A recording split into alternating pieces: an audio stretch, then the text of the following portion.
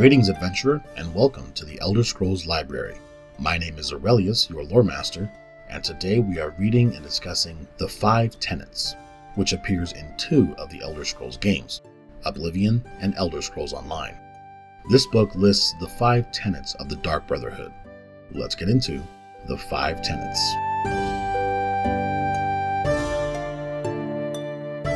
The 5 tenets. Tenet 1.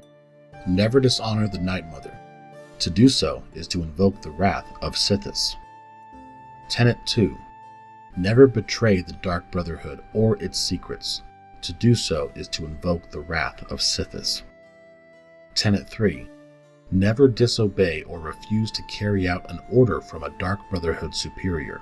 To do so is to invoke the wrath of Sithis. Tenet 4. Never steal the possessions of a Dark Brother or Dark Sister. To do so is to invoke the wrath of Sithis. Tenet 5. Never kill a Dark Brother or Dark Sister. To do so is to invoke the wrath of Sithis.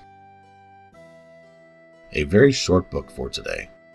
Basically, the 5 rules for the Dark Brotherhood. Breaking any of them invokes the wrath of Sithis.